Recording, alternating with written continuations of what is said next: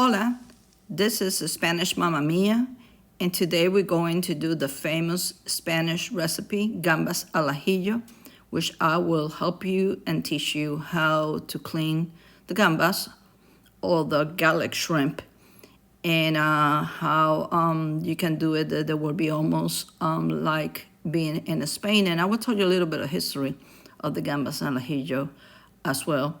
I will put all the ingredients in the description so you can buy the ingredients either in US or Spain. We're ready to Gambas al Ajillo.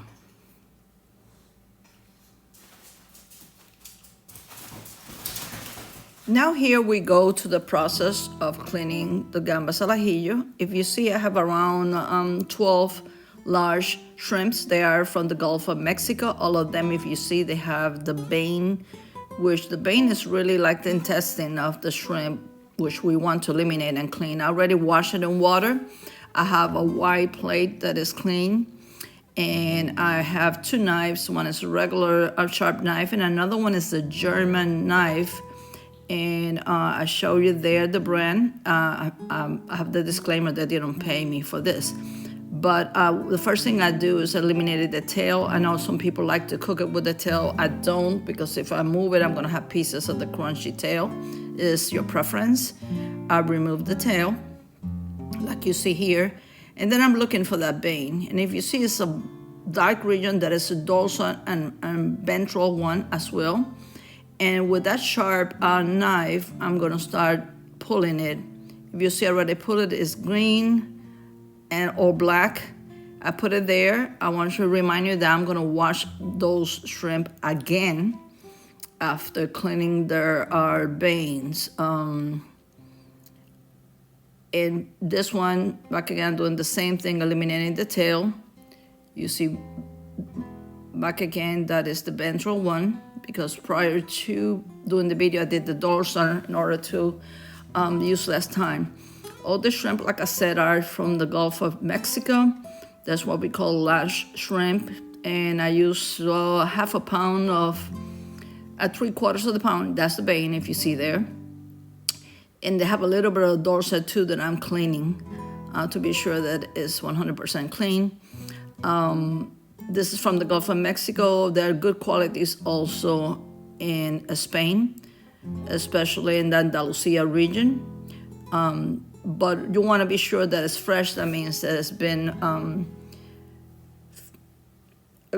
caught that same day, and it we're not having a smell. If you don't have a smell, you don't want to use that shrimp. I don't like to use frozen shrimp either, because they are not fresh and they will kill the quality and the taste of your dish.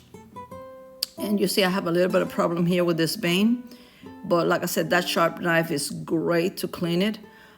That's the only reason I use this knife in my kitchen. And like I said, there are different brands, but this German one, I really like it because they really do the work, and I don't have to use other utensils in order to clean that shrimp. Be sure that you clean it, and a reminder that after you take that vein and clean it, like we're doing right here, and you have all the shrimp clean, you want to back again wash it under the faucet, the shrimp, to be sure they have. Here we already clean. I want to show you, those are the ones I'm gonna use. It's like a dozen of large shrimp, and there's one with the tail at the end. It's your preference. You want to cook it with or without the tail. So now we're going very soon with the ingredients that you need. I have it in the comments, not the comments, the description area. I have what ingredients I'm going to use, but to make like a very short summary, I always have my paprika, hot paprika. I also have peppers. I have azafran or saffron. I have dry chilies. And if you're in Spain, it's difficult to find the dry chilies. And they don't use dry chilies, arbol chili. They use the Padron more than anything. Or they use the hot pepper flakes. But in here in US, I like to use the arbol dry chilies because I like my garlic shrimp to be spicy. That Back again, it depends on your preference of if you want to spice or not. And you can use 1 or 2 if you want it mild, or you can use 3 or 4 you want a medium, or in my case I use like 5 or 6. You need also a whole garlic head, but you're gonna clean those garlics and you're gonna have around 10 to 12 already peeled garlic. You're also gonna have a half white onion, and be sure that you dice that onion, has to be fresh.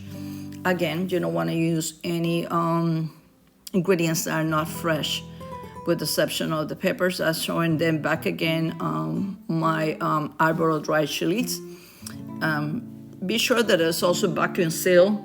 Once it's open, it loses the potency, and you're not gonna have it as spicy like you should.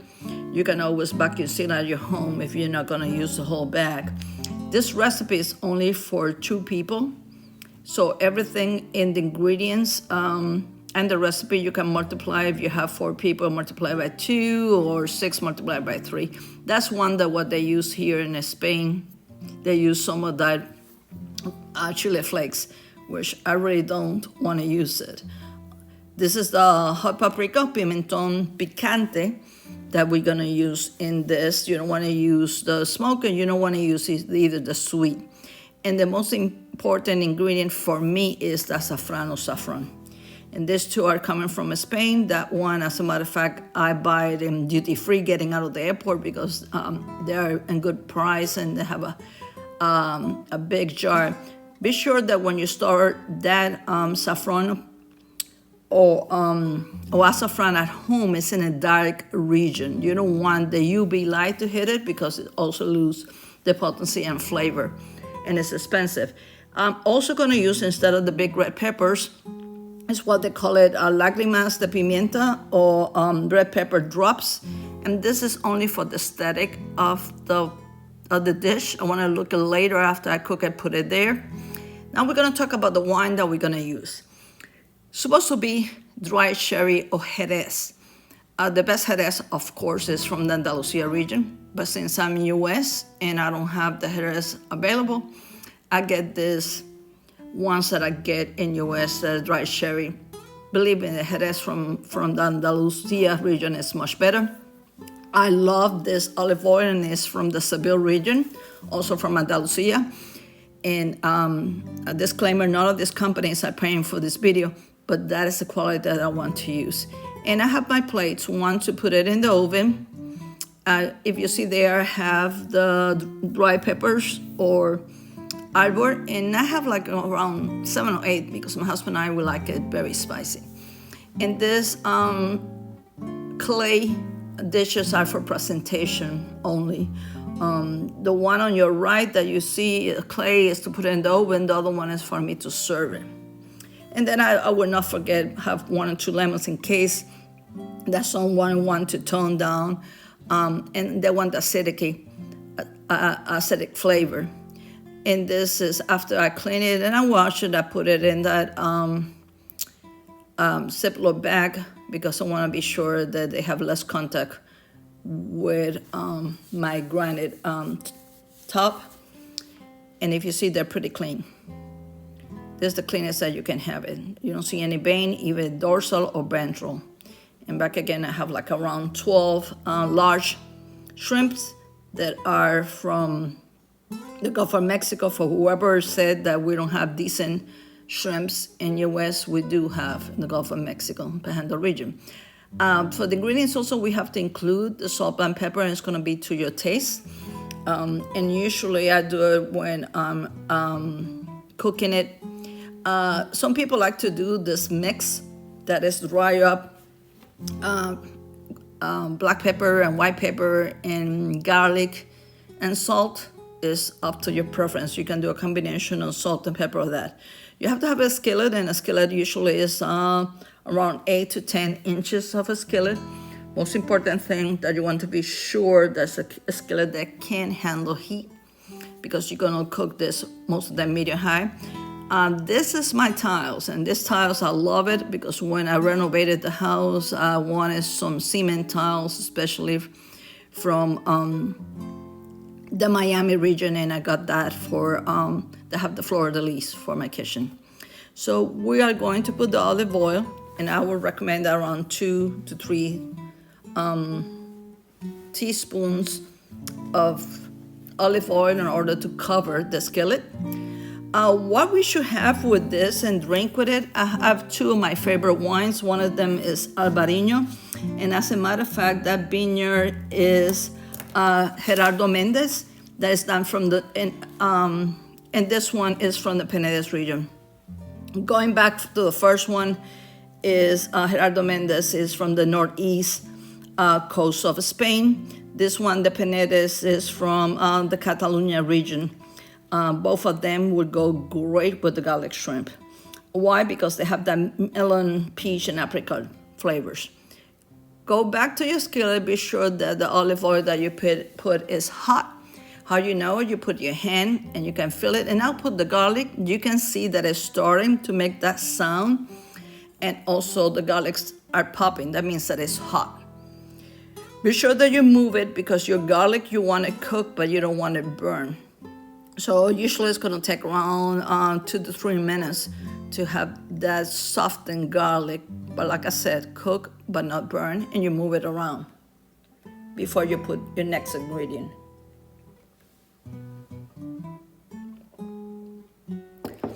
Now you see that the garlic are cooked. You're gonna put now the onions. The still is hot. You're gonna see that the onions also are making that sound. And you're gonna mix it with the garlic. The amount of onion is half white onion that you dice it. When you're gonna know that the onion is when it's soft and it looks a little bit translucent, but again, you don't want to burn and you want to move it. At this point, you know that it's past 2 minutes and it's already cooked, the onion.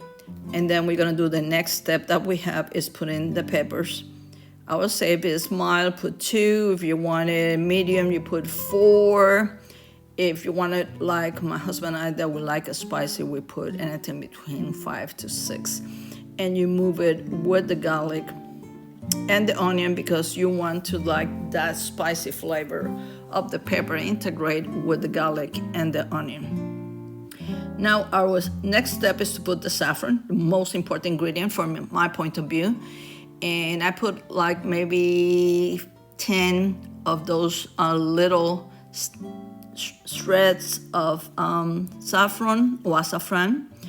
What the saffron is going to do is going to give the taste and also going to give the orange red color to the garlic and also to the shrimp. You put now the Pimenton Picante or the paprika hot, and you're going to mix it. And you see it's starting to look that beautiful kind of orange to reddish color. And also starting to smell really good with the combination of the saffron and the paprika. The next step is the wine. I use half of a cup to 1 cup, depends how much you want, so Jerez and sherry. And you're gonna let it cook until it reduces the alcohol. You want the flavor of the sherry wine or Jerez, but not the alcohol. Be sure that you buy real wine. Don't buy that cooking wine that they have because it's not the same. Here we have the shrimp, and those are the ones that they already clean and deveined.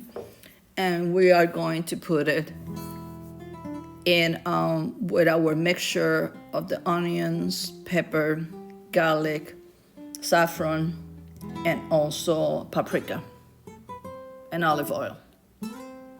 Back again, I have around 10 to 11 to 12. That would be enough for 2 people. This is a tapas dish. If you want to do it like an entree, you want to do anything around 18 to 20 of the shrimp. And if we already have the mixture there, the wine have reduced, and now I like to put 2 bay leaves also to cook there. Like the bay leaves, like again, 1 minute, in that boil, and then you start putting the shrimp. Be sure that you spread the shrimp through the skillet. You don't want to be one on top of each other, because you want each one to kind of swim in that garlic, onion, paprika, pepper flavor. And how are you gonna know when they are? When they're starting to get pink.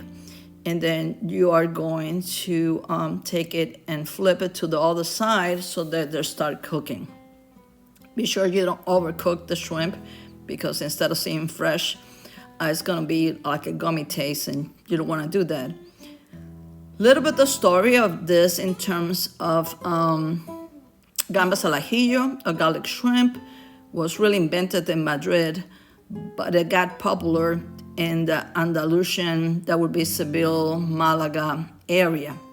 And that's what is one of the favorite tapas that everybody get in any tapas bar or restaurant.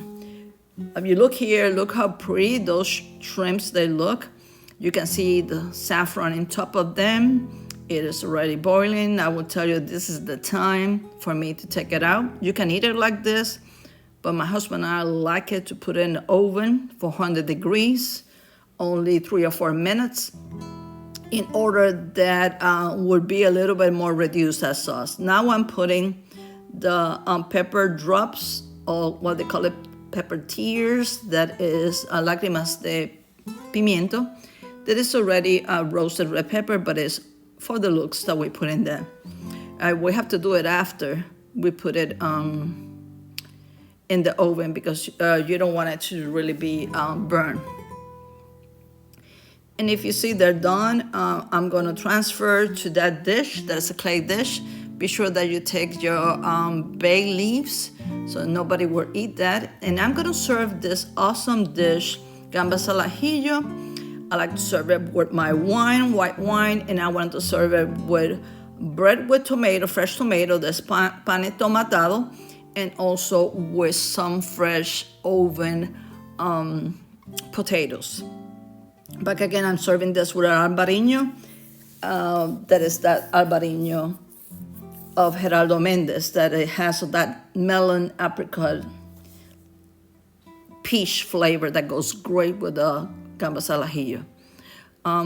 Back again, don't forget to subscribe to my channel, Spanish Mamma Mia, to look all the recipes of Spanish dishes made in US with the Spanish flavor.